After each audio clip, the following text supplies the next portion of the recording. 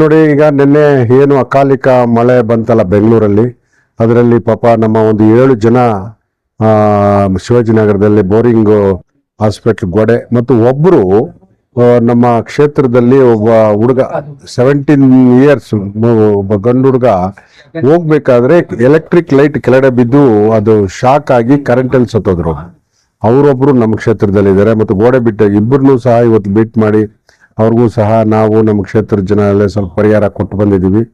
ನಾವು ಅವ್ರ ಕುಟುಂಬಕ್ಕೆ ಧೈರ್ಯ ಹೇಳಿ ಮುಂದಿನ ದಿನಗಳಲ್ಲಿ ನಾವು ಇರ್ತೀವಿ, ನಿಮ್ಮ ಜೊತೆಲಿ ಇರ್ತೀವಿ ಅಂತೇಳಿ ಸಹ ನಮ್ಮ ಸರ್ಕಾರನೂ ಸಹ ಸ್ಪಂದಿಸಿ ಕೂಡಲೇ ಇದ್ರ ಬಗ್ಗೆ ಮುನ್ನೆಚ್ಚರಿಕೆ ಕಾರ್ಯಕ್ರಮಗಳನ್ನು ಮುಖ್ಯಮಂತ್ರಿಗಳು ಉಪಮುಖ್ಯಮಂತ್ರಿಗಳು ಕ್ರಮ ಕೈಗೊಂಡಿದ್ದಾರೆ.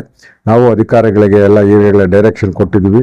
ಮುನ್ನೆಚ್ಚರಿಕೆಯಿಂದ ಮುಂದಿನ ದಿನಗಳಲ್ಲಿ ಈ ಥರ ಯಾವುದೇ ಆಗಲಿ ಕರೆಂಟ್ ಇದಿರ್ಬೋದು, ಶಿಥಿಲವಾದ ಗೋಡೆಗಳಿರ್ಬೋದು, ಕೂಡಲೇ ಕ್ರಮ ಕೈಗೊಳ್ಬೇಕು ಅಂತ GB ಅಧಿಕಾರಿಗಳಿಗೆ ನಮ್ಮ ಗೌರ್ಮೆಂಟು ನಾವು ಡೈರೆಕ್ಷನ್ ಕೊಟ್ಟಿದ್ವಿ.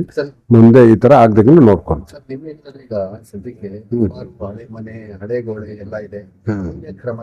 ನೋಡಿ, ನಾವು ಈಗಾಗಲೇ ಇದ್ರ ಬಗ್ಗೆ ನಾನು ಮಳೆ ಬರಕ್ ಮುಂಚೆನೆ ನಮ್ಮ ಅಧಿಕಾರಿಗಳಿಗೆ ಡೈರೆಕ್ಷನ್ ಕೊಟ್ಟು ಹಳೆ ಗೋಡೆಗಳಿರ್ಬೋದು, ಹಳೆ ಮರಗಳಿರ್ಬೋದು, ಹಳೆ ಎಲೆಕ್ಟ್ರಿಕ್ ಫೋನ್ ಇರ್ಬೋದು, ಈ ಮೂರೂ ಡ್ಯಾಮೇಜ್. ಮಳೆ ಬಂದಾಗ ಬರೀ ಗೋಡೆಗಳೆಲ್ಲ ಹಳೆ ಎಲೆಕ್ಟ್ರಿಕ್ ಕಂಬಗಳು ಪ್ಲಸ್ ಹಳೆ ಈ ಮರಗಳು ಇಂದ ಡ್ಯಾಮೇಜ್ ಆಗ್ತದೆ.